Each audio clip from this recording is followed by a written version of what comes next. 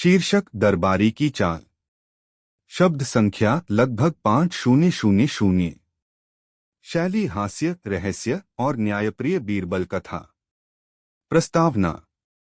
बादशाह अकबर का दरबार हमेशा न्याय, बुद्धिमत्ता और विविध किस्सों का केंद्र रहा करता था।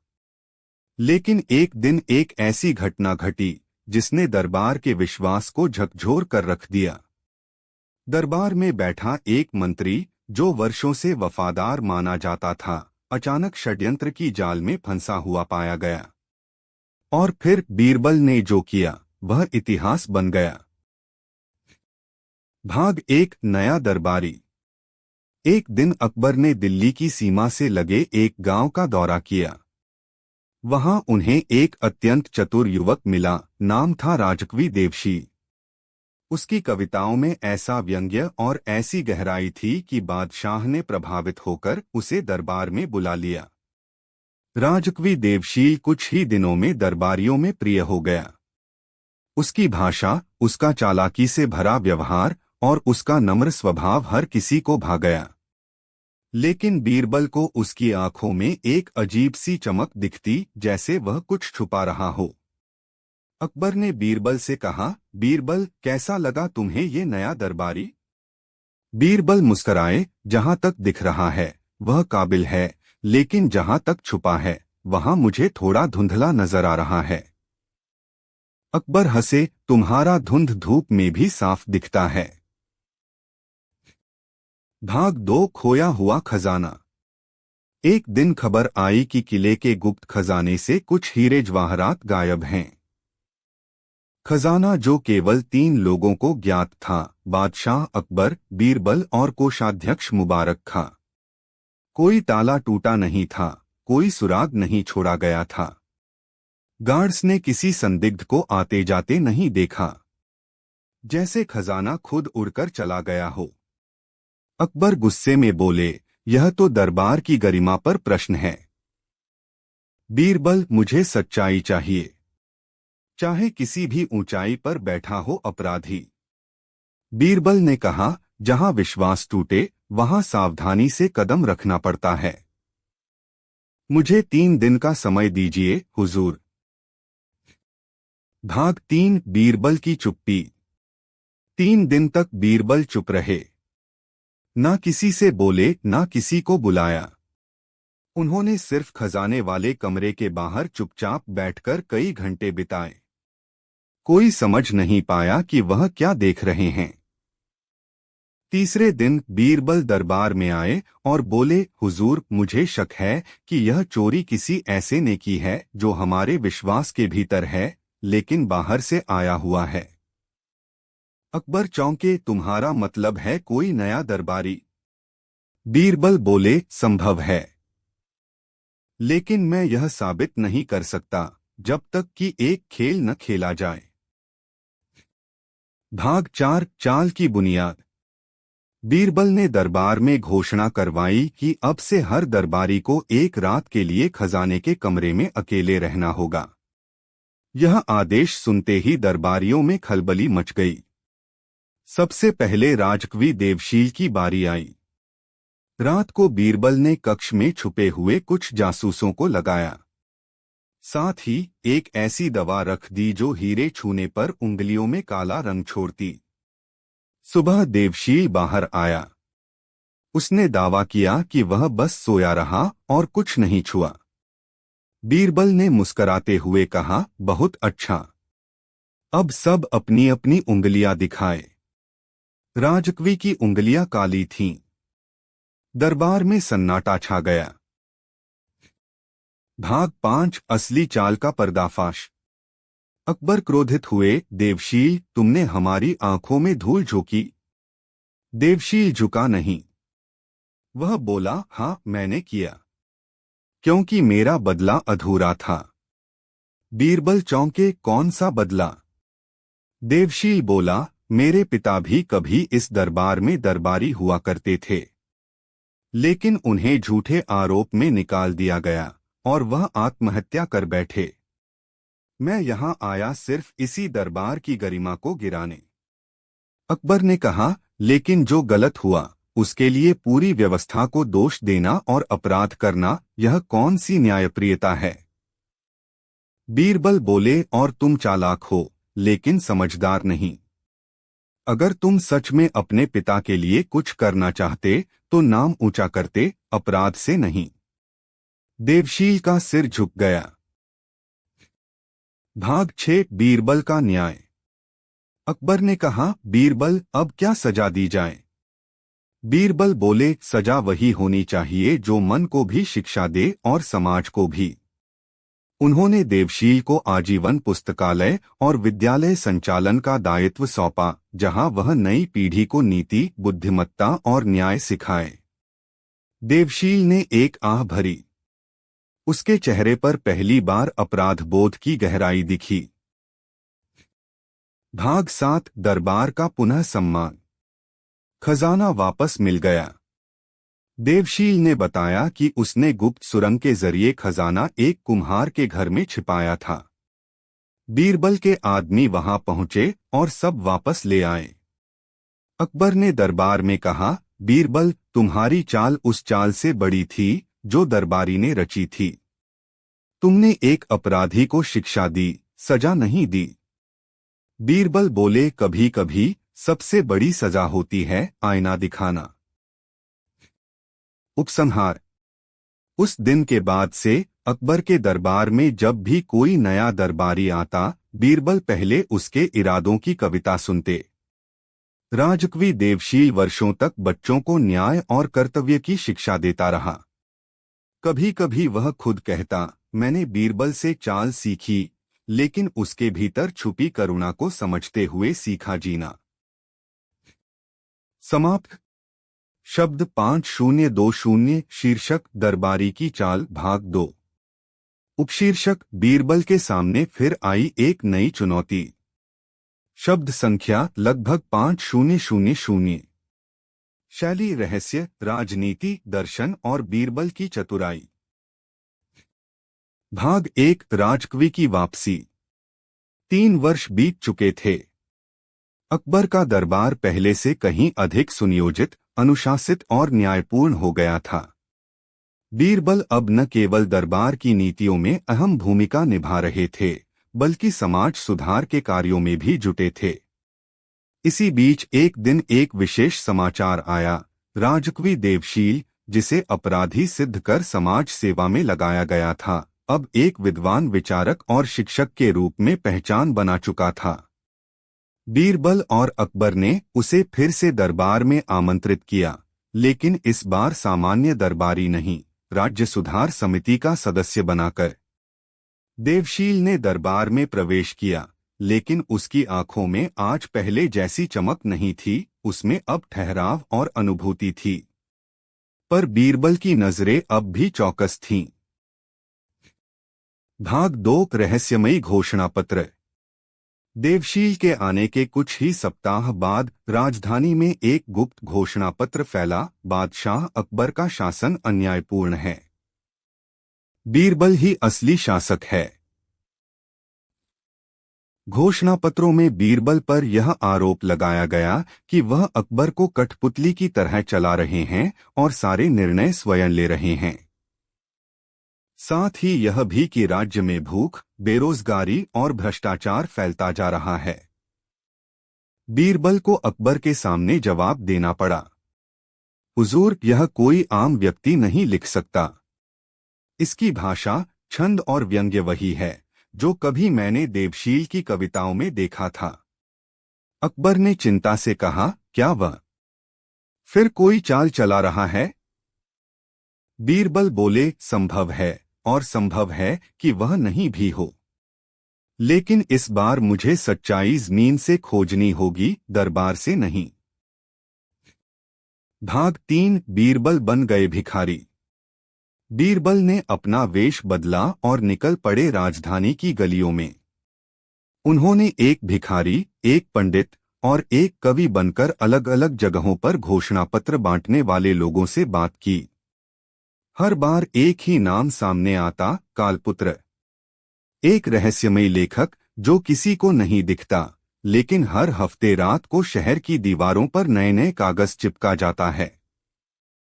बीरबल ने सोच लिया, इस कालपुत्र को ढूंढे बिना दरबार का सम्मान नहीं बचाया जा सकता। भाग 4 देवशील की परीक्षा। बीरबल ने देवशील को बुलाया। दोनों आमने सामने बैठे। बीरबल बोले, देवशील, तुमने शिक्षा के क्षेत्र में अद्भुत कार्य किया है, लेकिन इस घोषणापत्र की भाषा वैसी ही है जैसी तुम्हारी होती थी। क्या तुम इस कालपुत्र को जानते हो? देवशील ने गहरी सांस ली। मैं जानता हूं उसे, लेकिन बता नहीं सकता। वह मेरा ही शिष्य है जो अब अपने पथ पर चल पड़ा है। बीरबल ने कहा, राज्य में स्वतंत्र चिंतन आवश्यक है, लेकिन जब विचार विष बन जाएं, तब गुरु को उत्तरदायी ठहराया जाता है। देवशील बोले, अगर तुम चाहो तो मैं उसे लाने में मदद कर सकता हूं, लेकिन वह खुद को सत्य का रक्षक मानता है। भाग 5 कालपुत्र का दर्शन। देवशील की मदद से बीरबल एक सुनसान खंडहर में पहुंचे। रात के तीसरे पहर एक युवक दीवार पर घोषणा चिपका रहा था। बीरबल ने उसका रास्ता रोका। एक तुम ही हो कालपुत्र? युवक घबराया नहीं, बोला, हाँ। और तुम बीरबल हो, वह जिसे लोग न्याय का प्रतीक मानते हैं, लेकिन असल में शाही सत्ता के साथी हैं। बीरबल मुस्कराए, तुम्हारे शब्दों में आग है, लेकिन सच उतना सरल नहीं जितना तुम समझते हो। अगर तुम्हें सच जानना है तो 3 प्रश्नों का उत्तर दो, युवक बोला। भाग 6 3 प्रश्नों की चुनौती। प्रश्न 1, क्या राजा का हर निर्णय न्यायपूर्ण होता है, अगर वह जनता की सहमति के बिना लिया गया हो? बीरबल बोले, नहीं।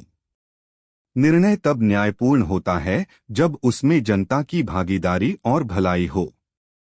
प्रश्न 2, क्या एक दरबारी का कर्तव्य राजा की सेवा है या सत्य की?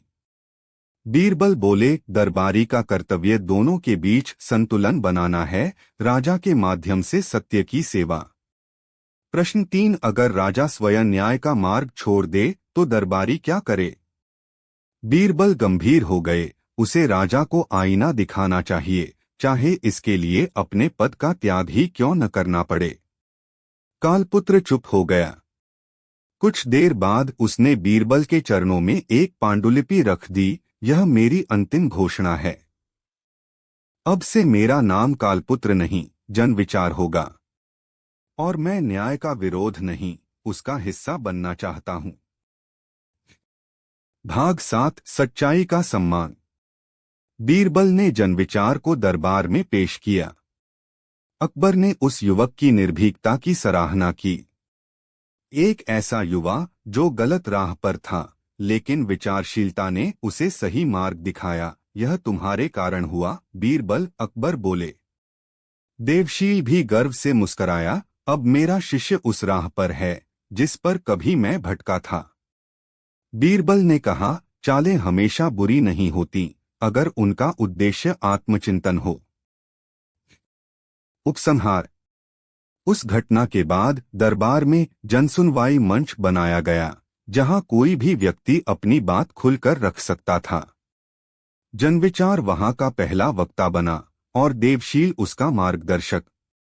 बीरबल की चालें अब सिर्फ अपराध पकड़ने तक सीमित नहीं थीं, अब वे विचारों को सुधारने का जरिया बन गई थीं। समाप्त। शब्द 5100।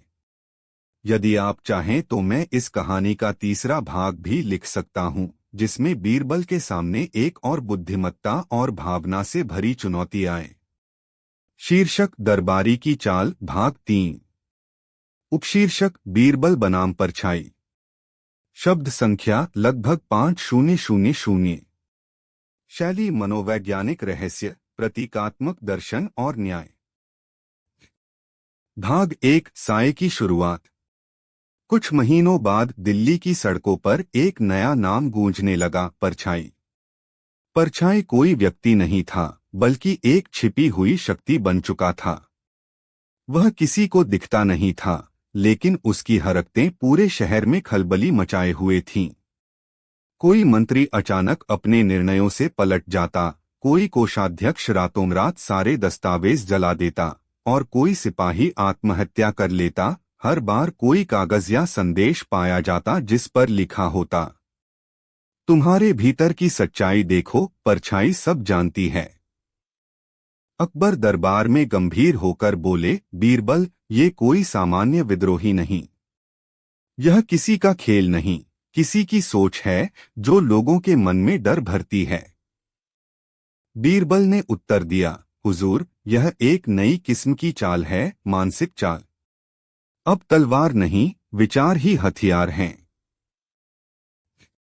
भाग 2, आत्महत्या या आदेश। एक दिन दरबार में बुरी खबर आई, अकबर के अत्यंत भरोसेमंद सेनापति मीर तकी ने आत्महत्या कर ली।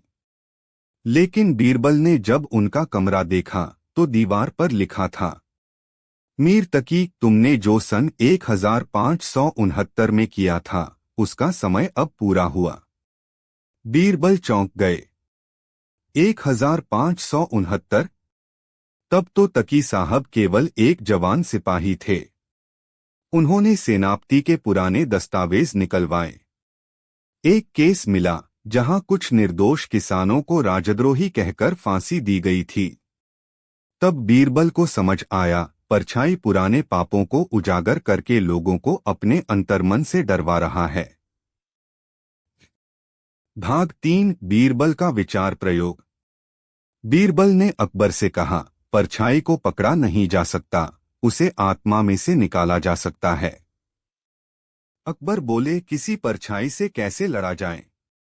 बीरबल ने एक विचार प्रयोग किया। उन्होंने पूरे दरबार में एक कक्ष बनवाया जिसमें कोई आईना नहीं था, सिर्फ एक दीवार जिस पर लिखा था, तुम्हारा सबसे बड़ा शत्रु तुम्हारा अपना अतीत है।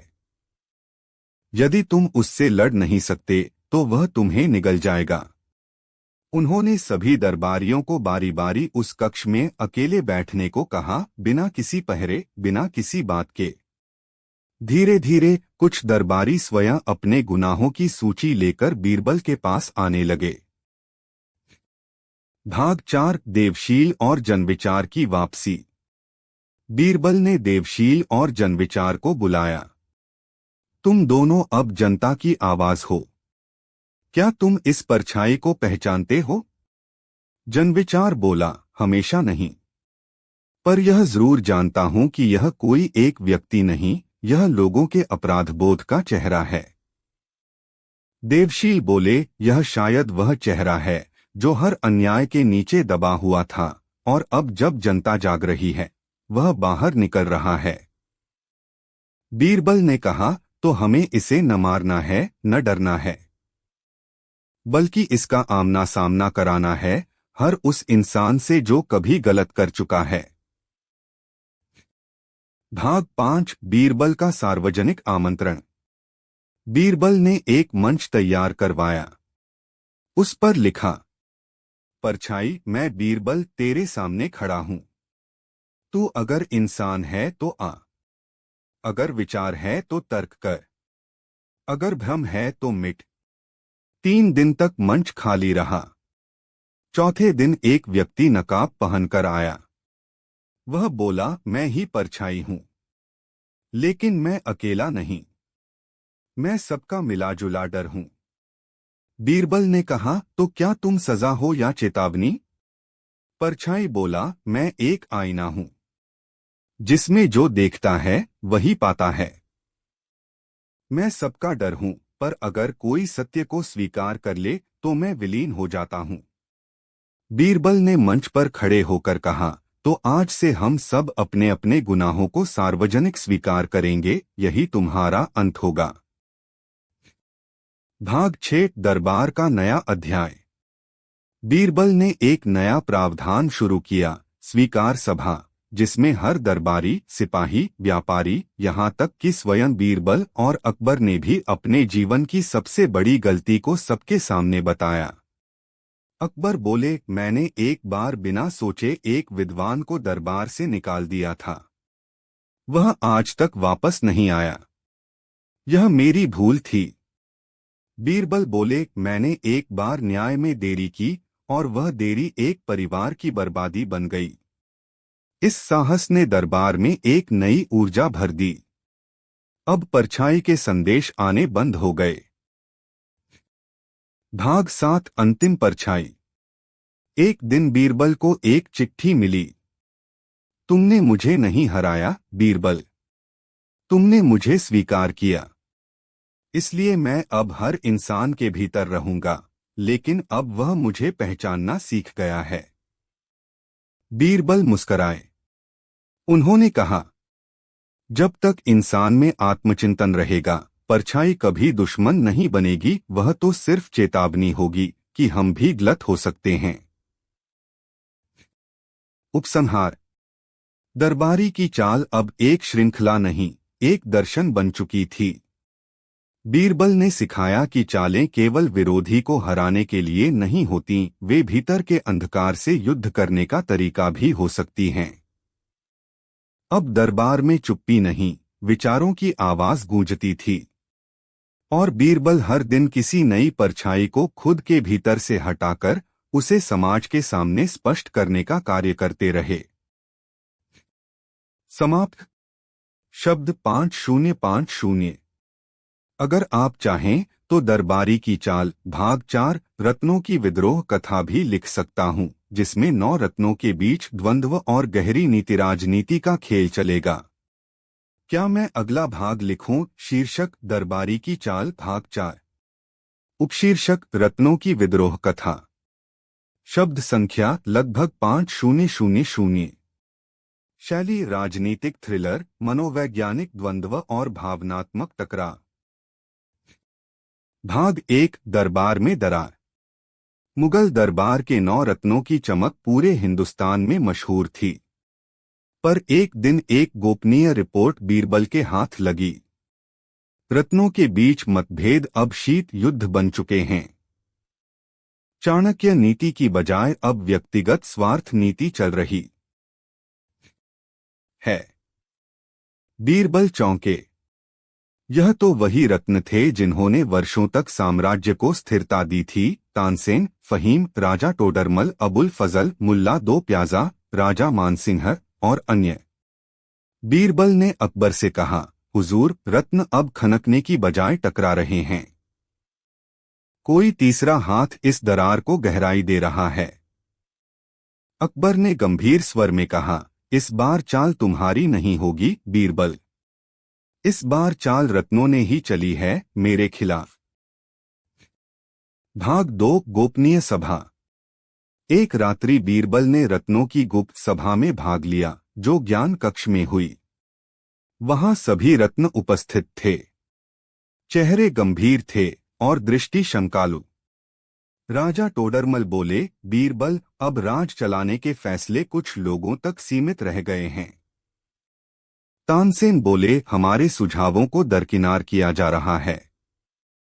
हमें सिर्फ शोभा की वस्तु बना दिया गया है। अबुल फजल ने चुपचाप कहा, राजा की हर बात पर सिर हिलाने की आदत हमें खोखला कर रही है। बीरबल शांत थे। उन्होंने पूछा, तो तुम सब मिलकर अकबर को चुनौती देना चाहते हो? मुल्ला दो प्याजा बोले, नहीं, हम सत्ता नहीं, स्वतंत्रता चाहते हैं, विचारों की, निर्णयों की। बीरबल समझ गए, यह विद्रोह नहीं, घुटन की प्रतिक्रिया थी। भाग 3 नई चाल दोहरा दरबार। बीरबल ने एक विचित्र प्रस्ताव अकबर के सामने रखा, हुजूर, क्यों न हम एक छाया दरबार बनाएं, जहां रत्न खुलकर अपने निर्णय लें। वह निर्णय आपको भेजा जाए और फिर आप तय करें कि क्या उसे अमल में लाया जाए। अकबर बोले, क्या इससे मेरे अधिकार को चुनौती नहीं मिलेगी? बीरबल मुस्कराए, सच्चा राजा वही है जो खुद के अलावा औरों को भी सोचने की जगह दे। अकबर राजी हो गए। भाग 4 छाया दरबार की शक्ति। छाया दरबार हर सप्ताह बैठता, बिना शाही रौब के, बिना तख्त के, बिना सैनिकों के। वहां नाटकीय तर्क होते, खुले मतभेद होते और यहां तक कि आंसू भी बहते, लेकिन धीरे धीरे एक नई ऊर्जा उभरने लगी। मुल्ला दो प्याजा के सुझाव पर कृषक न्याय मंडल बनाया गया, जिसमें किसान अपनी समस्याएं सीधे कह सकते थे। अबुल फजल ने शिक्षा नीति में दर्शन और तर्क को जोड़ने का प्रस्ताव दिया। तोडरमल ने कहा, अगर हमसे फिर नीतियां बनवाने का अवसर मिला तो हम झूठे आंकड़े नहीं, ज़मीनी सच्चाई दिखाएंगे। बीरबल यह सब देख मुस्कराते थे, जैसे कोई बगावत नहीं, पुनर्जन्म देख रहा हो। भाग 5, पर्दे के पीछे की परछाई। इसी बीच एक अनाम संदेश बीरबल को मिला। छाया दरबार को असली बनते देर नहीं लगेगी। फिर राजा की क्या आवश्यकता रहेगी? बीरबल जान गए, कोई तीसरी शक्ति अब इस पुनर्निर्माण को विद्रोह में बदलना चाहता है। उनकी जांच में सामने आया कि एक पूर्व रत्न रघुपति नायक, जिसे वर्षों पहले निष्कासित किया गया था, वापस राजधानी लौट चुका है। रघुपति कभी एक चतुर गणितज्ञ था, लेकिन अपने दंभ और षड्यंत्रों के कारण दरबार से निकाला गया था। अब वह छाया दरबार के रत्नों से गुप्त रूप से संपर्क कर रहा था। भाग 6, बीरबल बनते हैं रघुपति। बीरबल ने अपना वेश बदला और रघुपति नायक की तरह खुद को छाया दरबार में प्रस्तुत किया। रत्न चौंक गए। तानसेन बोले, तुम वापस आ गए? बीरबल रघुपति के रूप में बोला, हाँ, अकबर का अंत निकट है। हम ही इस साम्राज्य के असली निर्माता हैं, क्यों न हम स्वयं नया राज्य रचें। वह क्षण निर्णायक था। अबुल फजल ने गहरी दृष्टि से देखा और कहा, नहीं, हम सुधार चाहते थे, सत्ता नहीं। हम विचारों के रक्षक हैं, गद्दी के भूखे नहीं। मुल्ला दो प्याजा बोले, जो भी तख्त की लालसा रखता है वह किसी का मित्र नहीं हो सकता। बीरबल ने अपने वेश का पर्दा हटाया और पूरे दरबार में मौन छा गया। भाग 7, अंतिम निर्णय। बीरबल बोले, तुम सब परीक्षा में खरे उतरे। मैं देखना चाहता था कि विचारों की आजादी सत्ता की हवस में बदलती है या नहीं। लेकिन तुमने मुझे सिखाया कि आजादी भी उत्तरदायित्व के साथ चल सकती है। अकबर स्वयं आए और बोले, अब से छाया दरबार ही असली नीति निर्धारण संस्था होगी, राजा बस निर्णय की अंतिम मुहर लगाएगा। रतन सिर झुकाकर बोले, हमें फिर से भरोसा दिया गया और वही हमें चाहिए था। उपसंहार। दरबारी की चाल अब एक परिपक्व विमर्श बन चुकी थी, जहां चालें विरोधियों को हराने की नहीं, साथियों को पुनर्जीवित करने की बन गई थीं। बीरबल अब चाल नहीं चलते थे, वह मन के उलझे धागों को सुलझाते थे। रत्नों का पुनर्जन्म हुआ, अब वे केवल चमकते नहीं थे, प्रकाश भी फैलाते थे। समाप्त।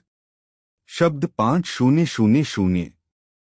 यदि आप चाहें तो अगला भाग दरबारी की चाल भाग 5, तख्त, समय और बीरबल की चुप्पी भी प्रस्तुत किया जा सकता है, जहां बीरबल अचानक दरबार से गायब हो जाते हैं और सम्राट को समझ आता है कि चाल कभी व्यक्ति से बड़ी हो जाती है। क्या मैं अगला भाग लिखूं? शीर्षक दरबारी की चाल भाग 5, उपशीर्षक तख्त, समय और बीरबल की चुप्पी। शब्द संख्या लगभग 5000। शैली रहस्य, भावनात्मक द्वंद्व और गूढ़ दर्शन। भाग 1, बीरबल की रहस्यमय अनुपस्थिति।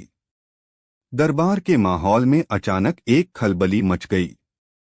बीरबल, जो अकबर के सबसे करीबी और बुद्धिमान सलाहकार थे, एक दिन बिना किसी सूचना के गायब हो गए।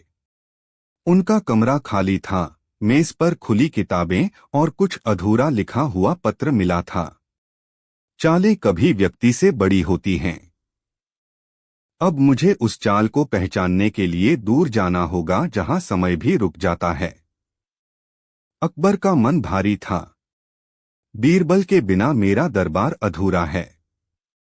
पर शायद वह कुछ बड़ा करने निकला है। रत्न और मंत्री सब बेचैन थे। वे बीरबल की खोज में लगे, पर बीरबल का कोई पता नहीं था। भाग 2, तख्त का संकट। इसी बीच दरबार में एक नई चुनौती आई। तख्त की हकीकत पर सवाल उठे। एक गुप्त दस्तावेज सामने आया जिसमें लिखा था, तख्त एक स्थिर वस्तु नहीं बल्कि समय के साथ चलता रहता है। जो आज राजा है कल इतिहास बन जाता है। अकबर ने कहा, क्या मेरा शासन अस्थायी है? क्या मेरा तख्त मुझे छोड़ जाएगा? मंत्रियों में भय फैल गया। वे सत्ता की नश्वरता को समझने लगे। भाग 3 बीरबल का संदेश। कुछ सप्ताह बाद बीरबल का एक पत्र मिला जिसमें उन्होंने लिखा था, तख्त वह नहीं जो चमकता है, तख्त वह है जो न्याय करता है। न्याय बिना समय के भी स्थिर रहता है। मैं उस समय की तलाश में हूं जहां न्याय और चालें मिलती हैं। बीरबल की इस गूढ़ बात ने अकबर को सोचने पर मजबूर कर दिया। उन्होंने महसूस किया कि सत्ता के पीछे जो असली शक्ति है वह ज्ञान और न्याय है। भाग 4 समय के साथ युद्ध। बीच दरबार की उल। शीर्षक दरबारी की चाल भाग 6। उपशीर्षक रहस्यमयी शक्तियां और बीरबल की लड़ाई। शब्द संख्या लगभग 5000। शैली रहस्य, साहस और गूढ़ विज्ञान तत्व। भाग 1 दरबार के बाहर एक नया खतरा। दरबार में न्याय और नीति के नए युग के बीच बीरबल का ध्यान एक और रहस्य की ओर मुड़ा।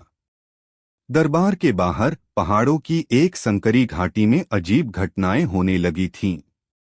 किसान गायब हो रहे थे, पशु विचित्र व्यवहार करने लगे थे और आसमान में अनजाने प्रकाश दिखाई देने लगे थे।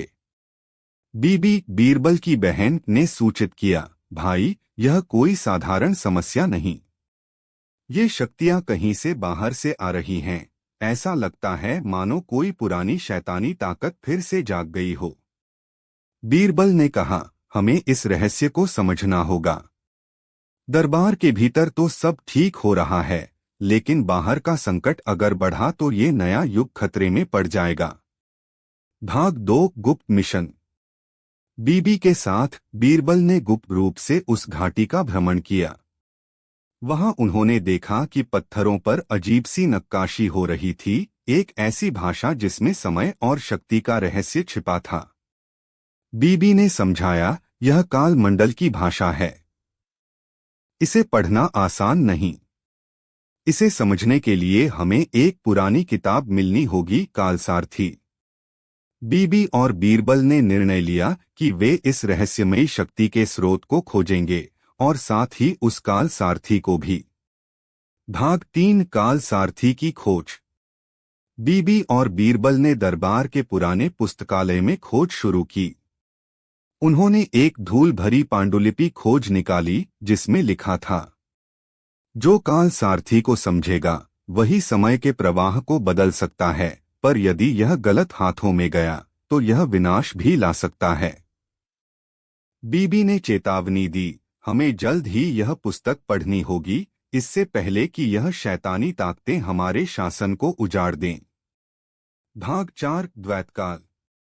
पांडुलिपि पढ़ते पढ़ते बीरबल को समझ में आया कि यह शक्ति द्वैतकाल से संबंधित है, एक ऐसा काल जिसमें वर्तमान और भविष्य आपस में उलझे हुए हैं और जहां समय एक धागे की तरह टूट सकता है।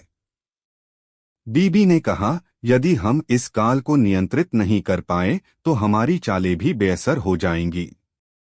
इसी बीच घाटी में एक बड़ी हलचल हुई। रहस्यमयी प्राणी वहां से बाहर निकले जिनका नाम था कालचोर। भाग 5 कालचोरों का हमला। कालचोर, जो समय की ऊर्जा को चुराते थे, ने गांवों पर हमला किया। वे समय को धीमा कर देते, लोगों को भूलने लगाते और इतिहास को मिटा देते। बीबी और बीरबल ने मिलकर एक योजना बनाई। उन्होंने दरबार में काल रक्षा दल का गठन किया जिसमें वैज्ञानिक, योद्धा और जादूगर शामिल थे। बीरबल ने कहा, हमें इन कालचोरों को पकड़ना होगा, नहीं तो हमारा नया न्याय राज्य अधर में लटक जाएगा। भाग 6 अंतिम टकराव। कालचोरों के साथ युद्ध हुआ। बीरबल ने काल सारथी की मदद से समय को नियंत्रित करना सीखा। उन्होंने चालाकी से कालचोरों को उलझाया और धीरे धीरे उनकी ताकत कमजोर की। इस लड़ाई में बीबी की बहादुरी भी सामने आई, जब उसने कालचोरों के मुख्य सरदार को एक जाल में फंसा लिया। भाग 7 नई चाल नई दुनिया। अंततः कालचोरों को पराजित किया गया। बीरबल ने कहा, यह केवल एक लड़ाई नहीं थी, बल्कि यह समझ थी कि समय, न्याय और शक्ति ये तीनों साथ चलते हैं। अकबर ने भी कहा, अब हमें अपनी चालों में यह ध्यान रखना होगा कि सत्ता और न्याय के साथ समय का सम्मान भी हो। दरबार ने एक नया युग देखा, जहां चालें सिर्फ सत्ता की खातिर नहीं, बल्कि समय और न्याय के संतुलन के लिए चली। उपसंहार। दरबारी की चाल का यह अध्याय समाप्त हुआ, लेकिन बीरबल की यह कहानी और भी गहराई में जाने वाली थी। क्या आप चाहेंगे कि मैं अगला भाग लिखूं, जहां बीरबल एक और रहस्यमय दुनिया में प्रवेश करते हैं, जहां कल्पना और वास्तविकता का मेल होता है? शीर्षक दरबारी की चाल भाग 7। उपशीर्षक कल्पना और वास्तविकता का संगम। शब्द संख्या लगभग 5000। शैली फैंटेसी, दर्शन और रहस्य। भाग 1 एक नया संसार। कालचोरों के विनाश के बाद बीरबल ने महसूस किया कि उनके सामने एक और चुनौती है, एक ऐसी दुनिया जो न तो पूरी तरह वास्तविक थी, न ही पूरी तरह कल्पना।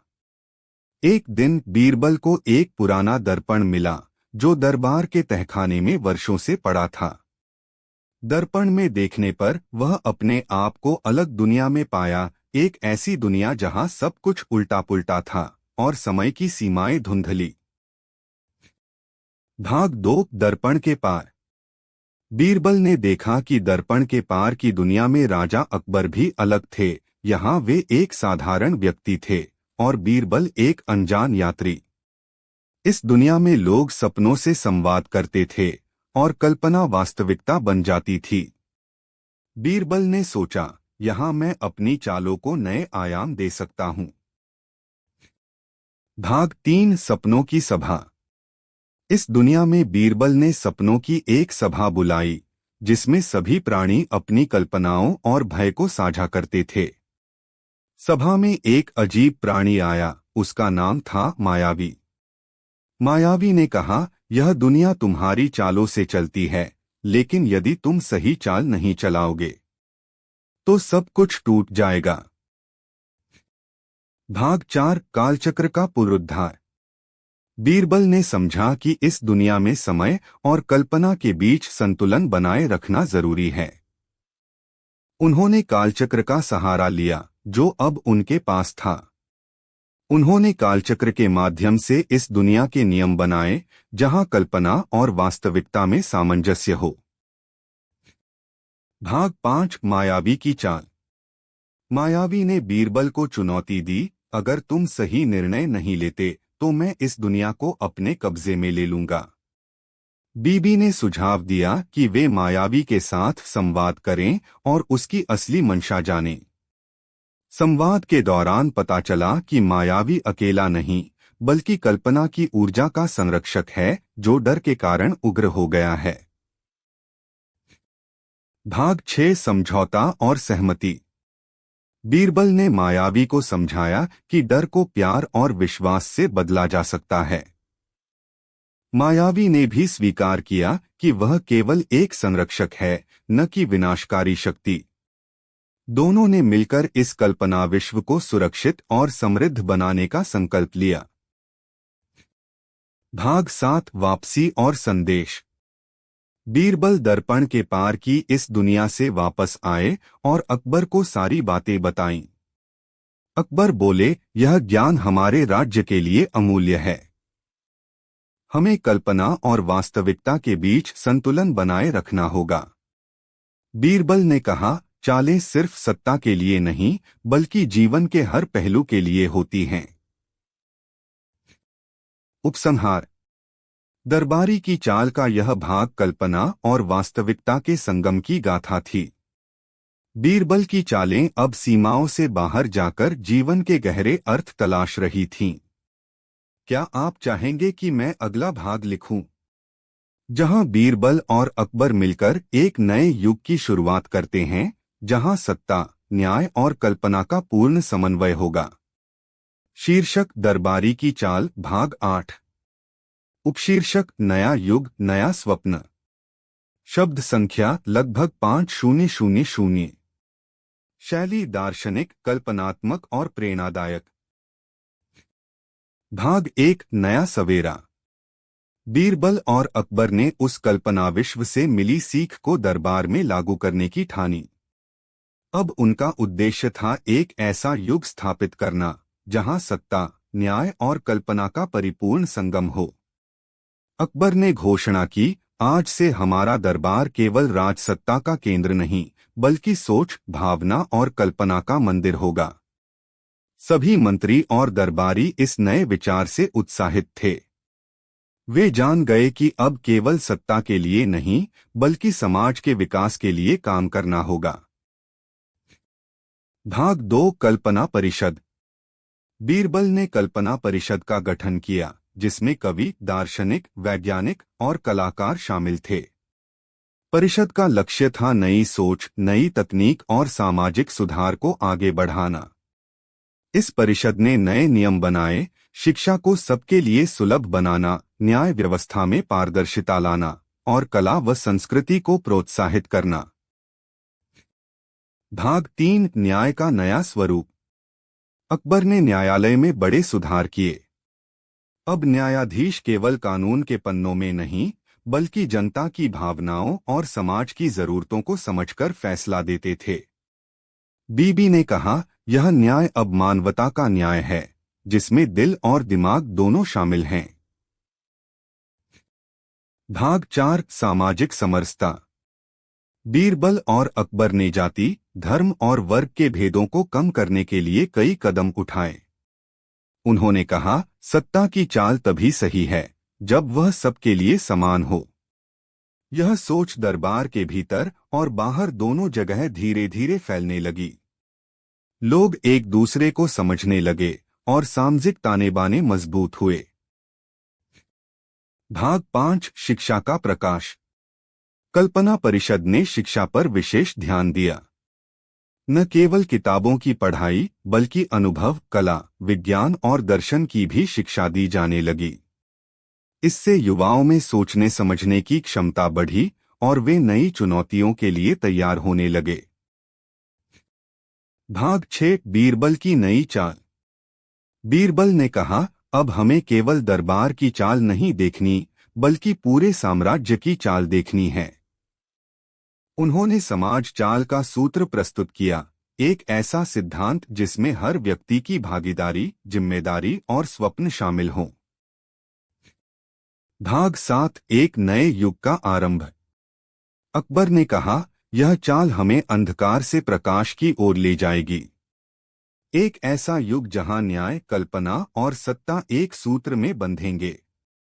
दरबार में एक नई ऊर्जा और विश्वास का संचार हुआ।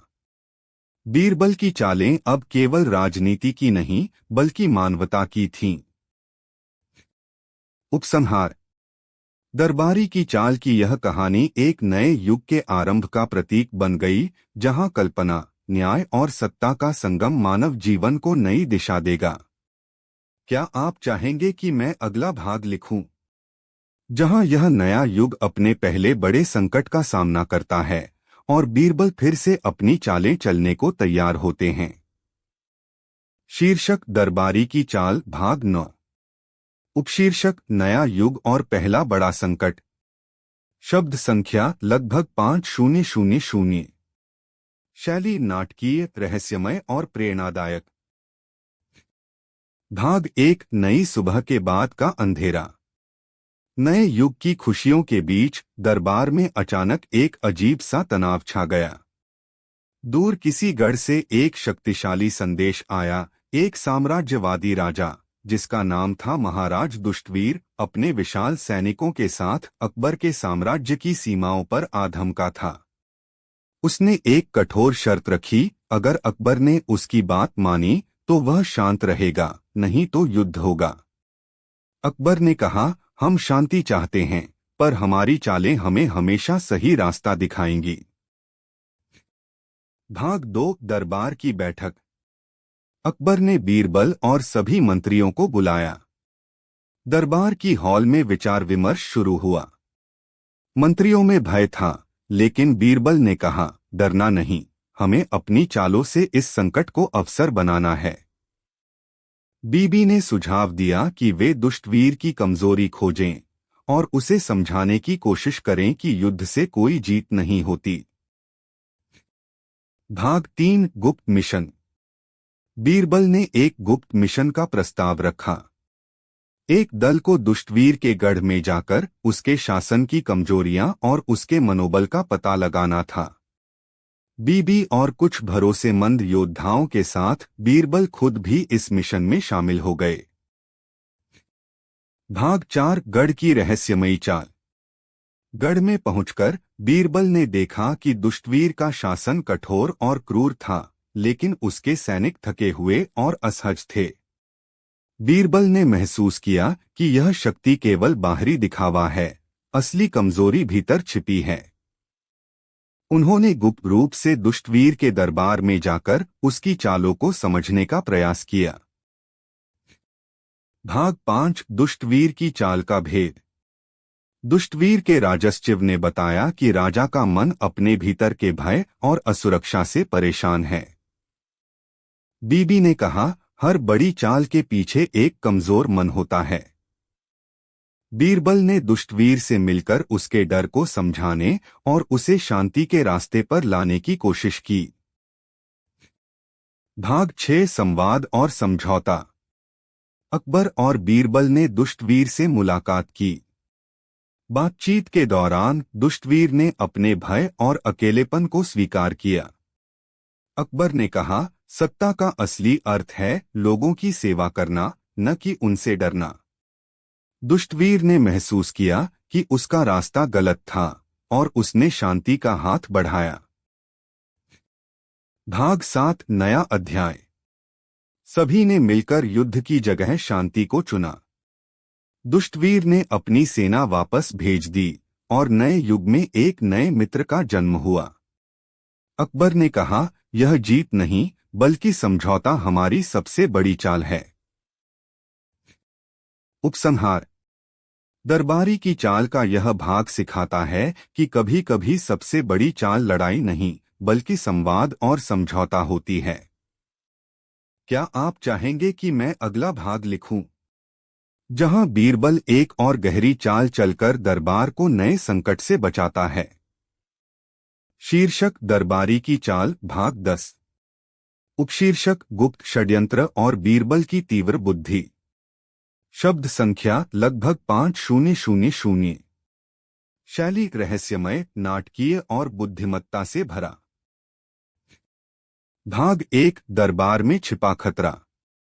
दुष्टवीर के साथ शांति स्थापित होने के बाद दरबार में एक नया माहौल था, परंतु बीरबल के सूक्ष्म दृष्टि ने एक गुप्त षड्यंत्र की आहट महसूस की। कुछ दरबारी सत्ता के लालच में अकबर के शासन को कमजोर करने की योजना बना रहे थे। उन्होंने एक गुप्त मुठभेड़ में बीरबल के नाम पर अफवाहें फैलाईं और अकबर के प्रति अविश्वास पैदा किया। 2 भाग 2 बीरबल का संदेह। बीबी ने बीरबल को चेतावनी दी, भाई, दरबार में छुपे सांप अब बाहर निकलने लगे हैं। हमें सावधानी से काम लेना होगा। बीरबल ने कहा, चाल चलनी होगी, लेकिन इस बार चाल बहुत ही सूक्ष्म और बुद्धिमत्ता से भरी। उन्होंने अपने कुछ विश्वसनीय मित्रों के साथ मिलकर इस षड्यंत्र को पकड़ने की योजना बनाई। भाग 3 गुप्त जासूसी। बीरबल ने दरबार के अंदर गुप्त जासूस तैनात किए, जो षड्यंत्रकारी दरबारियों की हर हलचल पर नजर रखेंगे। उन्होंने अपनी पहचान छिपाकर गुप्त बैठकों में हिस्सा लिया और षड्यंत्रकारियों की चालों को समझा। भाग 4 चाल की तैयारी। जब बीरबल को सभी तथ्यों का पता चल गया, तो उन्होंने अकबर को पूरी सच्चाई बताई। अकबर ने कहा, यह घिनौना षड्यंत्र है, लेकिन हमें इसे चालाकी से ही हराना होगा। बीरबल ने योजना बनाई कि वे इस षड्यंत्र को उल्टा कर देंगे, दरबारियों को उनके ही जाल में फंसाएंगे। भाग 5 दरबार की सभा। बीरबल ने एक दरबार सभा बुलाई, जिसमें उन दरबारियों को आमंत्रित किया गया जिन पर शक था। उन्होंने सुनियोजित ढंग से एक झूठी अफवाह फैलवाई कि अकबर बीरबल से असंतुष्ट हैं और उसे दरबार से निकालने वाले हैं। भाग 6 षड्यंत्रकारियों का फंदा। यह सुनकर षड्यंत्रकारी एक दूसरे पर शक करने लगे और उनका विश्वास टूटने लगा। वे आपस में लड़ने लगे और अपनी चालें खुल गईं। बीबी ने कहा, जब चाल उल्टी पड़ती है तो चालाकों की दुनिया में अराजकता छा जाती है। भाग 7 सच्चाई का प्रकाश। अकबर ने उन दरबारियों को बुलाया और सजा दी जो देश के हित के खिलाफ काम कर रहे थे। बीरबल ने कहा, सत्ता का असली मंत्र है सतर्कता और बुद्धिमत्ता। जो लोग झूठ और धोखे पर चलते हैं वे अंततः खुद अपने जाल में फंस जाते हैं। उपसंहार। दरबारी की चाल के इस भाग ने दिखाया कि सत्ता के खेल में चालाकी ही नहीं बल्कि सत्य और सतर्कता भी सबसे बड़ी ताकत हैं। क्या आप चाहेंगे कि मैं अगला भाग लिखूं, जहां बीरबल एक और रहस्यमयी परिस्थिति में अपनी सूझबूझ से अकबर का दरबार बचाते हैं। शीर्षक, दरबारी की चाल। शब्द संख्या लगभग 5000। शैली, हास्य, रहस्य और न्यायप्रिय बीरबल कथा।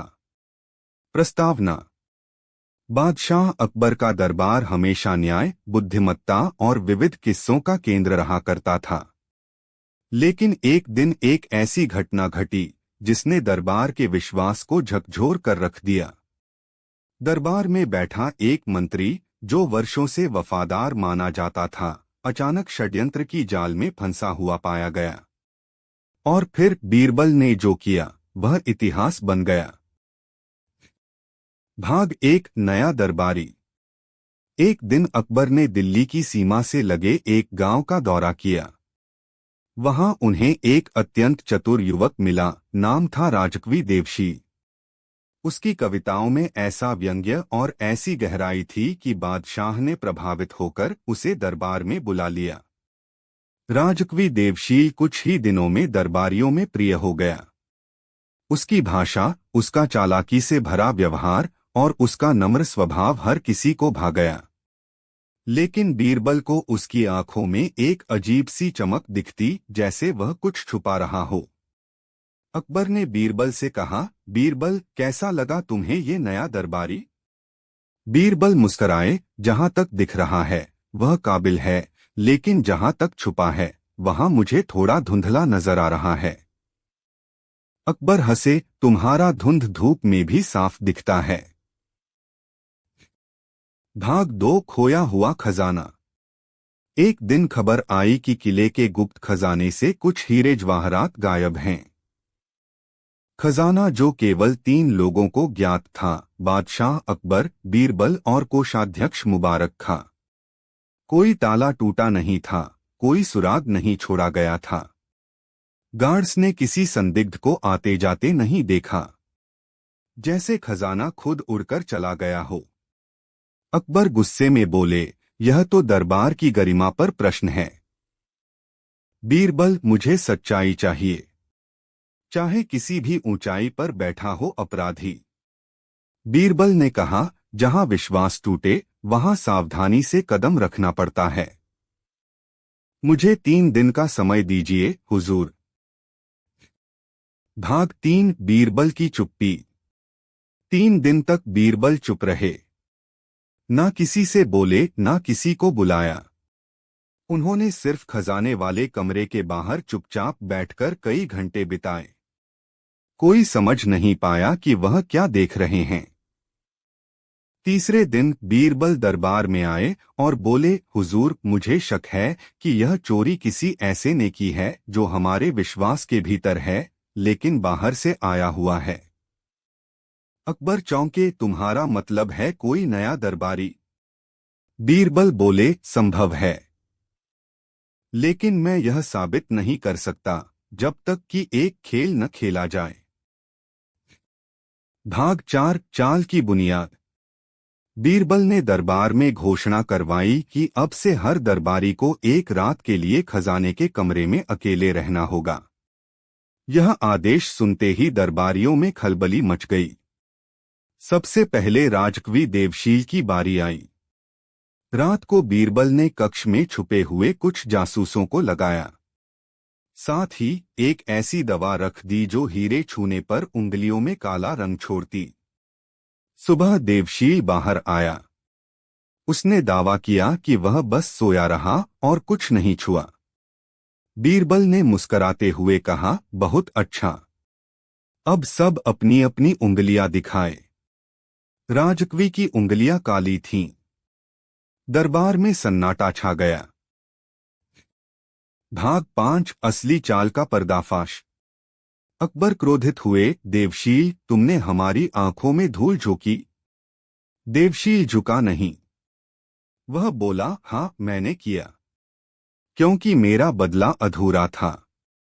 बीरबल चौंके, कौन सा बदला?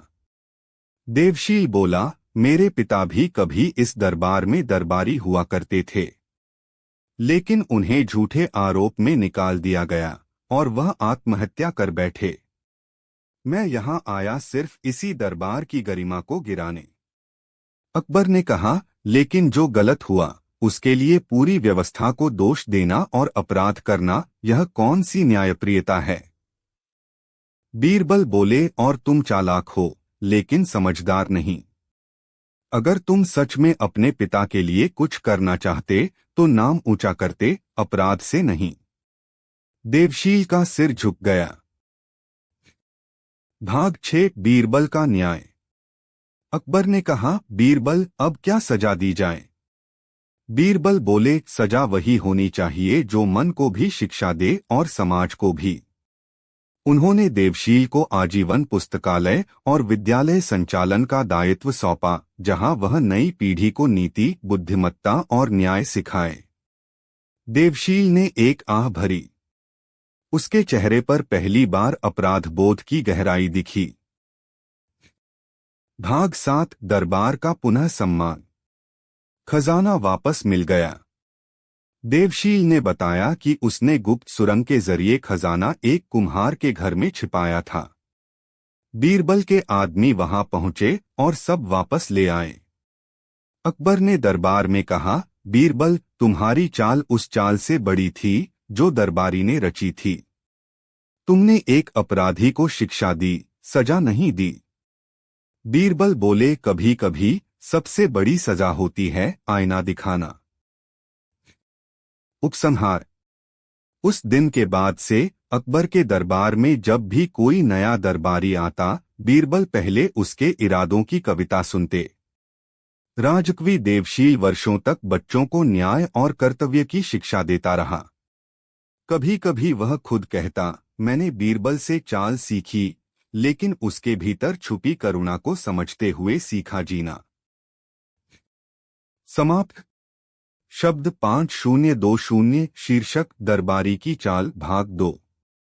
उपशीर्षक, बीरबल के सामने फिर आई एक नई चुनौती। शब्द संख्या लगभग 5000। शैली, रहस्य, राजनीति, दर्शन और बीरबल की चतुराई। भाग 1, राजकवि की वापसी।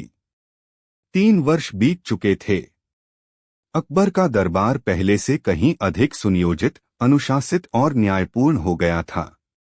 बीरबल अब न केवल दरबार की नीतियों में अहम भूमिका निभा रहे थे, बल्कि समाज सुधार के कार्यों में भी जुटे थे। इसी बीच एक दिन एक विशेष समाचार आया। राजकवि देवशील, जिसे अपराधी सिद्ध कर समाज सेवा में लगाया गया था, अब एक विद्वान विचारक और शिक्षक के रूप में पहचान बना चुका था। बीरबल और अकबर ने उसे फिर से दरबार में आमंत्रित किया, लेकिन इस बार सामान्य दरबारी नहीं, राज्य सुधार समिति का सदस्य बनाकर। देवशील ने दरबार में प्रवेश किया, लेकिन उसकी आंखों में आज पहले जैसी चमक नहीं थी, उसमें अब ठहराव और अनुभूति थी। पर बीरबल की नजरें अब भी चौकस थीं। भाग 2 रहस्यमयी घोषणा पत्र। देवशील के आने के कुछ ही सप्ताह बाद राजधानी में एक गुप्त घोषणा पत्र फैला। बादशाह अकबर का शासन अन्यायपूर्ण है। बीरबल ही असली शासक है।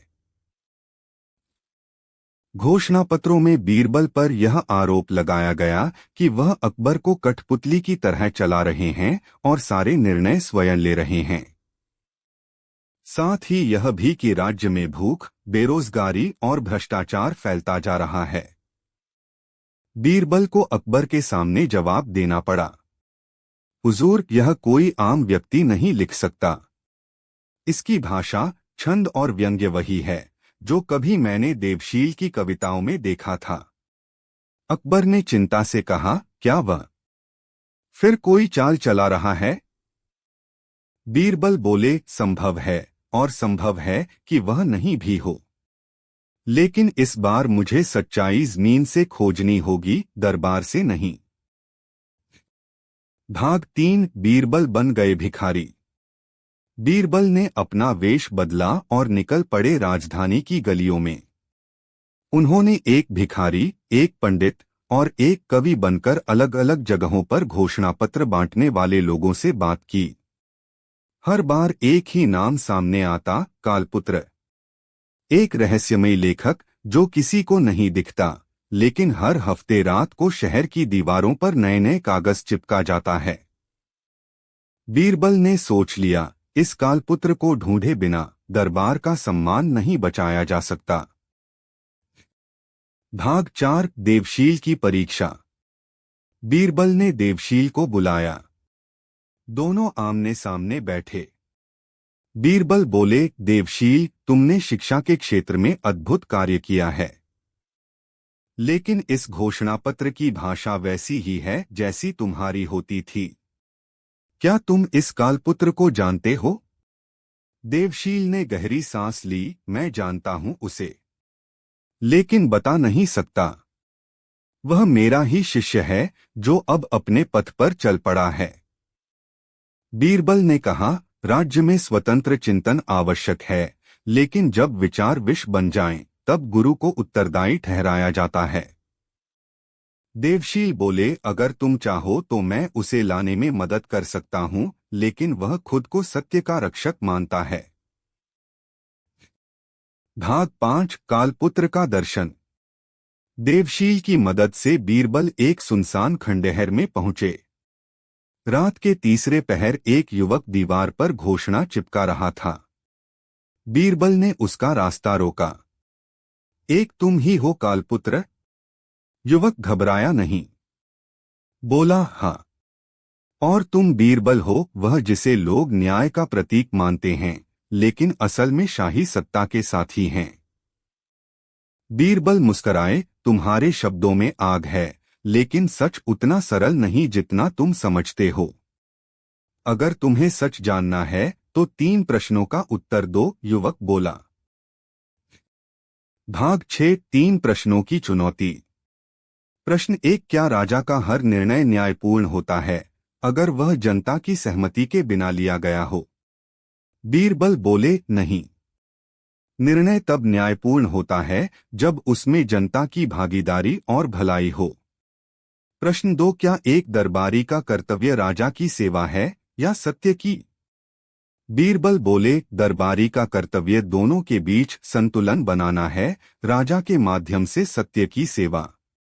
प्रश्न 3, अगर राजा स्वयं न्याय का मार्ग छोड़ दे तो दरबारी क्या करे?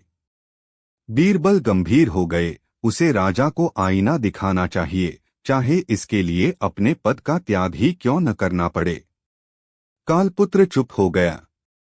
कुछ देर बाद उसने बीरबल के चरणों में एक पांडुलिपि रख दी, यह मेरी अंतिम घोषणा है।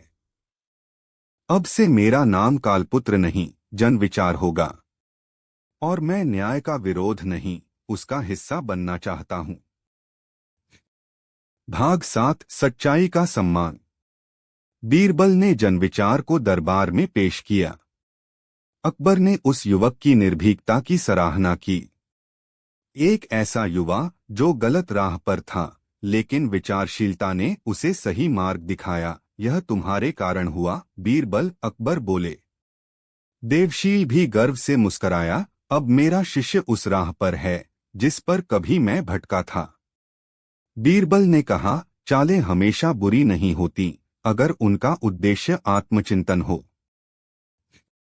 उपसंहार। उस घटना के बाद दरबार में जनसुनवाई मंच बनाया गया, जहां कोई भी व्यक्ति अपनी बात खुलकर रख सकता था। जनविचार वहां का पहला वक्ता बना और देवशील उसका मार्गदर्शक। बीरबल की चालें अब सिर्फ अपराध पकड़ने तक सीमित नहीं थीं, अब वे विचारों को सुधारने का जरिया बन गई थीं। समाप्त। शब्द 5100। यदि आप चाहें तो मैं इस कहानी का तीसरा भाग भी लिख सकता हूं, जिसमें बीरबल के सामने एक और बुद्धिमत्ता और भावना से भरी चुनौती आए। शीर्षक दरबारी की चाल, भाग 3। उपशीर्षक बीरबल बनाम परछाई। शब्द संख्या लगभग 5000। शैली मनोवैज्ञानिक रहस्य, प्रतीकात्मक दर्शन और न्याय। भाग 1, साये की शुरुआत। कुछ महीनों बाद दिल्ली की सड़कों पर एक नया नाम गूंजने लगा, परछाई। परछाई कोई व्यक्ति नहीं था, बल्कि एक छिपी हुई शक्ति बन चुका था। वह किसी को दिखता नहीं था, लेकिन उसकी हरकतें पूरे शहर में खलबली मचाए हुए थीं। कोई मंत्री अचानक अपने निर्णयों से पलट जाता, कोई कोषाध्यक्ष रातों रात सारे दस्तावेज जला देता, और कोई सिपाही आत्महत्या कर लेता। हर बार कोई कागज या संदेश पाया जाता जिस पर लिखा होता, तुम्हारे भीतर की सच्चाई देखो, परछाई सब जानती है। अकबर दरबार में गंभीर होकर बोले, बीरबल, ये कोई सामान्य विद्रोही नहीं। यह किसी का खेल नहीं, किसी की सोच है जो लोगों के मन में डर भरती है। बीरबल ने उत्तर दिया, हुजूर, यह एक नई किस्म की चाल है, मानसिक चाल। अब तलवार नहीं, विचार ही हथियार हैं। भाग 2, आत्महत्या या आदेश। एक दिन दरबार में बुरी खबर आई, अकबर के अत्यंत भरोसेमंद सेनापति मीर तकी ने आत्महत्या कर ली। लेकिन बीरबल ने जब उनका कमरा देखा तो दीवार पर लिखा था, मीर तकी, तुमने जो सन 1569 में किया था उसका समय अब पूरा हुआ। बीरबल चौंक गए। 1569? तब तो तकी साहब केवल एक जवान सिपाही थे। उन्होंने सेनापति के पुराने दस्तावेज निकलवाए। एक केस मिला जहां कुछ निर्दोष किसानों को राजद्रोही कहकर फांसी दी गई थी। तब बीरबल को समझ आया, परछाई पुराने पापों को उजागर करके लोगों को अपने अंतर्मन से डरवा रहा है। भाग 3, बीरबल का विचार प्रयोग। बीरबल ने अकबर से कहा, परछाई को पकड़ा नहीं जा सकता, उसे आत्मा में से निकाला जा सकता है। अकबर बोले, किसी परछाई से कैसे लड़ा जाए? बीरबल ने एक विचार प्रयोग किया। उन्होंने पूरे दरबार में एक कक्ष बनवाया जिसमें कोई आईना नहीं था, सिर्फ एक दीवार जिस पर लिखा था, तुम्हारा सबसे बड़ा शत्रु तुम्हारा अपना अतीत है। यदि तुम उससे लड़ नहीं सकते तो वह तुम्हें निगल जाएगा। उन्होंने सभी दरबारियों को बारी बारी उस कक्ष में अकेले बैठने को कहा, बिना किसी पहरे, बिना किसी बात के। धीरे धीरे कुछ दरबारी स्वयं अपने गुनाहों की सूची लेकर बीरबल के पास आने लगे। भाग 4, देवशील और जनविचार की वापसी। बीरबल ने देवशील और जनविचार को बुलाया। तुम दोनों अब जनता की आवाज हो। क्या तुम इस परछाई को पहचानते हो? जनविचार बोला, हमेशा नहीं, पर यह जरूर जानता हूं कि यह कोई एक व्यक्ति नहीं, यह लोगों के अपराध बोध का चेहरा है। देवशील बोले, यह शायद वह चेहरा है जो हर अन्याय के नीचे दबा हुआ था, और अब जब जनता जाग रही है वह बाहर निकल रहा है। बीरबल ने कहा, तो हमें इसे न मारना है न डरना है, बल्कि इसका आमना सामना कराना है, हर उस इंसान से जो कभी गलत कर चुका है। भाग 5 बीरबल का सार्वजनिक आमंत्रण। बीरबल ने एक मंच तैयार करवाया। उस पर लिखा, परछाई, मैं बीरबल तेरे सामने खड़ा हूं। तू अगर इंसान है तो आ, अगर विचार है तो तर्क कर, अगर भ्रम है तो मिट। 3 दिन तक मंच खाली रहा। चौथे दिन एक व्यक्ति नकाब पहनकर आया। वह बोला, मैं ही परछाई हूं, लेकिन मैं अकेला नहीं, मैं सबका मिला जुला डर हूं। बीरबल ने कहा, तो क्या तुम सजा हो या चेतावनी? परछाई बोला, मैं एक आईना हूं, जिसमें जो देखता है वही पाता है। मैं सबका डर हूं, पर अगर कोई सत्य को स्वीकार कर ले तो मैं विलीन हो जाता हूं। बीरबल ने मंच पर खड़े होकर कहा, तो आज से हम सब अपने अपने गुनाहों को सार्वजनिक स्वीकार करेंगे, यही तुम्हारा अंत होगा। भाग 6 दरबार का नया अध्याय। बीरबल ने एक नया प्रावधान शुरू किया, स्वीकार सभा, जिसमें हर दरबारी, सिपाही, व्यापारी, यहाँ तक कि स्वयं बीरबल और अकबर ने भी अपने जीवन की सबसे बड़ी गलती को सबके सामने बताया।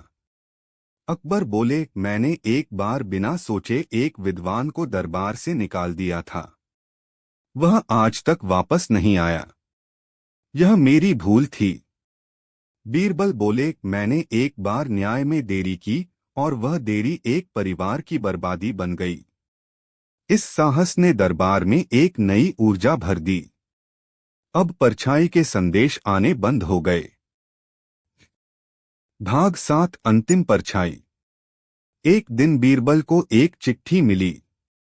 तुमने मुझे नहीं हराया बीरबल, तुमने मुझे स्वीकार किया, इसलिए मैं अब हर इंसान के भीतर रहूंगा, लेकिन अब वह मुझे पहचानना सीख गया है।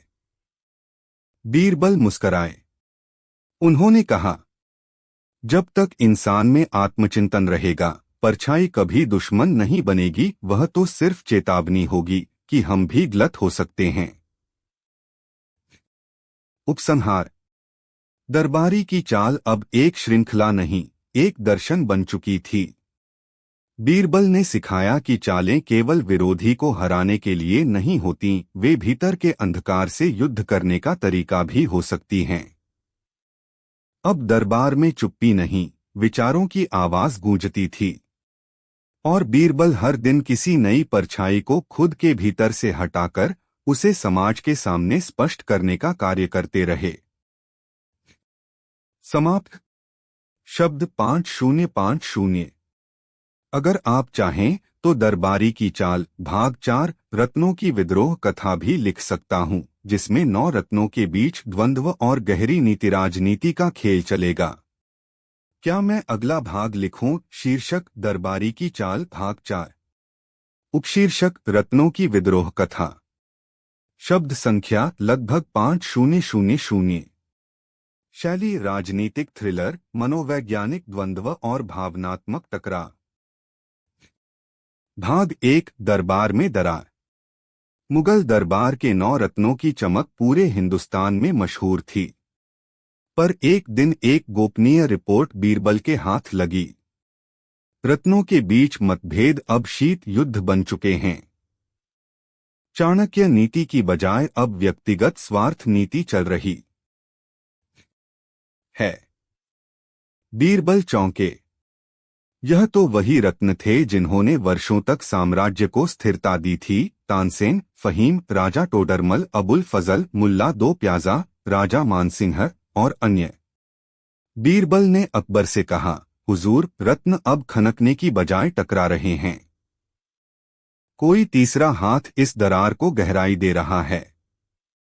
अकबर ने गंभीर स्वर में कहा, इस बार चाल तुम्हारी नहीं होगी बीरबल। इस बार चाल रत्नों ने ही चली है मेरे खिलाफ। भाग 2 गोपनीय सभा। एक रात्रि बीरबल ने रत्नों की गुप्त सभा में भाग लिया, जो ज्ञान कक्ष में हुई। वहां सभी रत्न उपस्थित थे। चेहरे गंभीर थे और दृष्टि शंकालु। राजा टोडरमल बोले, बीरबल, अब राज चलाने के फैसले कुछ लोगों तक सीमित रह गए हैं। तानसेन बोले, हमारे सुझावों को दरकिनार किया जा रहा है। हमें सिर्फ शोभा की वस्तु बना दिया गया है। अबुल फजल ने चुपचाप कहा, राजा की हर बात पर सिर हिलाने की आदत हमें खोखला कर रही है। बीरबल शांत थे। उन्होंने पूछा, तो तुम सब मिलकर अकबर को चुनौती देना चाहते हो? मुल्ला दो प्याजा बोले, नहीं।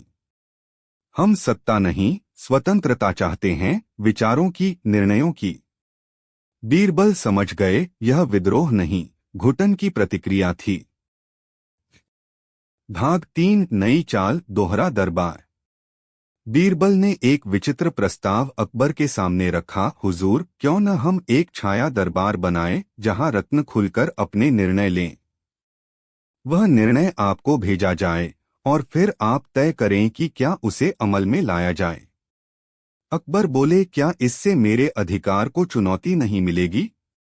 बीरबल मुस्कराए, सच्चा राजा वही है जो खुद के अलावा औरों को भी सोचने की जगह दे। अकबर राजी हो गए। भाग 4 छाया दरबार की शक्ति।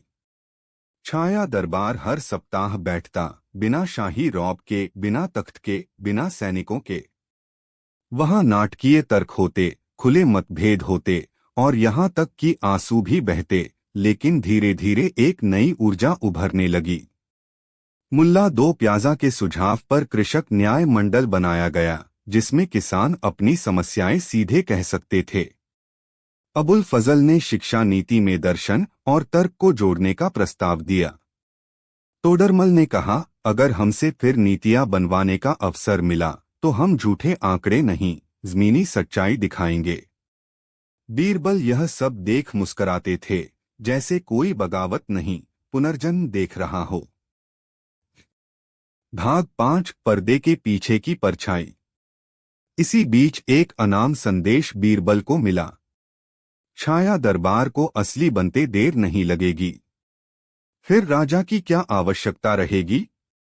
बीरबल जान गए, कोई तीसरी शक्ति अब इस पुनर्निर्माण को विद्रोह में बदलना चाहता है। उनकी जांच में सामने आया कि एक पूर्व रत्न रघुपति नायक, जिसे वर्षों पहले निष्कासित किया गया था, वापस राजधानी लौट चुका है। रघुपति कभी एक चतुर गणितज्ञ था, लेकिन अपने दंभ और षड्यंत्रों के कारण दरबार से निकाला गया था। अब वह छाया दरबार के रत्नों से गुप्त रूप से संपर्क कर रहा था। भाग 6 बीरबल बनते हैं रघुपति। बीरबल ने अपना वेश बदला और रघुपति नायक की तरह खुद को छाया दरबार में प्रस्तुत किया। रत्न चौंक गए। तानसेन बोले, तुम वापस आ गए। बीरबल रघुपति के रूप में बोला, हाँ, अकबर का अंत निकट है। हम ही इस साम्राज्य के असली निर्माता हैं, क्यों न हम स्वयं नया राज्य रचें। वह क्षण निर्णायक था। अबुल फजल ने गहरी दृष्टि से देखा और कहा, नहीं, हम सुधार चाहते थे, सत्ता नहीं। हम विचारों के रक्षक हैं, गद्दी के भूखे नहीं। मुल्ला दो प्याजा बोले, जो भी तख्त की लालसा रखता है वह किसी का मित्र नहीं हो सकता। बीरबल ने अपने वेश का पर्दा हटाया और पूरे दरबार में मौन छा गया। भाग 7 अंतिम निर्णय। बीरबल बोले, तुम सब परीक्षा में खरे उतरे। मैं देखना चाहता था कि विचारों की आजादी सत्ता की हवस में बदलती है या नहीं। लेकिन तुमने मुझे सिखाया कि आजादी भी उत्तरदायित्व के साथ चल सकती है। अकबर स्वयं आए और बोले, अब से छाया दरबार ही असली नीति निर्धारण संस्था होगी, राजा बस निर्णय की अंतिम मुहर लगाएगा। रतन सिर झुकाकर बोले, हमें फिर से भरोसा दिया गया और वही हमें चाहिए था। उपसंहार। दरबारी की चाल अब एक परिपक्व विमर्श बन चुकी थी, जहां चालें विरोधियों को हराने की नहीं, साथियों को पुनर्जीवित करने की बन गई थीं। बीरबल अब चाल नहीं चलते थे, वह मन के उलझे धागों को सुलझाते थे। रत्नों का पुनर्जन्म हुआ। अब वे केवल चमकते नहीं थे, प्रकाश भी फैलाते थे। समाप्त। शब्द 5000।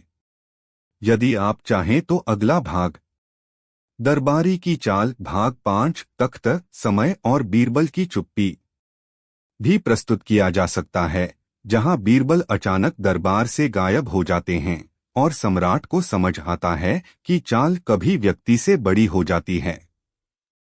क्या मैं अगला भाग लिखूं? शीर्षक दरबारी की चाल भाग 5, उपशीर्षक तख्त, समय और बीरबल की चुप्पी, शब्द संख्या लगभग 5000। शैली रहस्य, भावनात्मक द्वंद्व और गूढ़ दर्शन। भाग 1, बीरबल की रहस्यमय अनुपस्थिति। दरबार के माहौल में अचानक एक खलबली मच गई। बीरबल, जो अकबर के सबसे करीबी और बुद्धिमान सलाहकार थे, एक दिन बिना किसी सूचना के गायब हो गए। उनका कमरा खाली था, मेज पर खुली किताबें और कुछ अधूरा लिखा हुआ पत्र मिला था। चालें कभी व्यक्ति से बड़ी होती हैं। अब मुझे उस चाल को पहचानने के लिए दूर जाना होगा जहां समय भी रुक जाता है। अकबर का मन भारी था। बीरबल के बिना मेरा दरबार अधूरा है।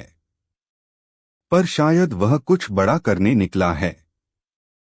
रत्न और मंत्री सब बेचैन थे। वे बीरबल की खोज में लगे, पर बीरबल का कोई पता नहीं था। भाग 2, तख्त का संकट। इसी बीच दरबार में एक नई चुनौती आई। तख्त की हकीकत पर सवाल उठे। एक गुप्त दस्तावेज सामने आया जिसमें लिखा था, तख्त एक स्थिर वस्तु नहीं, बल्कि समय के साथ चलता रहता है। जो आज राजा है, कल इतिहास बन जाता है। अकबर ने कहा, क्या मेरा शासन अस्थायी है? क्या मेरा तख्त मुझे छोड़ जाएगा? मंत्रियों में भय फैल गया। वे सत्ता की नश्वरता को समझने लगे। भाग 3, बीरबल का संदेश। कुछ सप्ताह बाद बीरबल का एक पत्र मिला, जिसमें उन्होंने लिखा था, तख्त वह नहीं जो चमकता है, तख्त वह है जो न्याय करता है। न्याय बिना समय के भी स्थिर रहता है। मैं उस समय की तलाश में हूं जहां न्याय और चालें मिलती हैं। बीरबल की इस गूढ़ बात ने अकबर को सोचने पर मजबूर कर दिया। उन्होंने महसूस किया कि सत्ता के पीछे जो असली शक्ति है, वह ज्ञान और न्याय है। भाग 4, समय के साथ युद्ध। बीच दरबार की उल। शीर्षक दरबारी की चाल भाग 6, उपशीर्षक रहस्यमयी शक्तियां और बीरबल की लड़ाई, शब्द संख्या लगभग 5000। शैली रहस्य, साहस और गूढ़ विज्ञान तत्व। भाग 1, दरबार के बाहर एक नया खतरा। दरबार में न्याय और नीति के नए युग के बीच बीरबल का ध्यान एक और रहस्य की ओर मुड़ा। दरबार के बाहर पहाड़ों की एक संकरी घाटी में अजीब घटनाएं होने लगी थीं। किसान गायब हो रहे थे, पशु विचित्र व्यवहार करने लगे थे और आसमान में अनजाने प्रकाश दिखाई देने लगे थे। बीबी, बीरबल की बहन, ने सूचित किया, भाई, यह कोई साधारण समस्या नहीं। ये शक्तियां कहीं से बाहर से आ रही हैं। ऐसा लगता है मानो कोई पुरानी शैतानी ताकत फिर से जाग गई हो। बीरबल ने कहा, हमें इस रहस्य को समझना होगा। दरबार के भीतर तो सब ठीक हो रहा है, लेकिन बाहर का संकट अगर बढ़ा तो ये नया युग खतरे में पड़ जाएगा। भाग 2, गुप्त मिशन। बीबी के साथ बीरबल ने गुप्त रूप से उस घाटी का भ्रमण किया। वहां उन्होंने देखा कि पत्थरों पर अजीब सी नक्काशी हो रही थी, एक ऐसी भाषा जिसमें समय और शक्ति का रहस्य छिपा था। बीबी ने समझाया, यह काल मंडल की भाषा है। इसे पढ़ना आसान नहीं। इसे समझने के लिए हमें एक पुरानी किताब मिलनी होगी।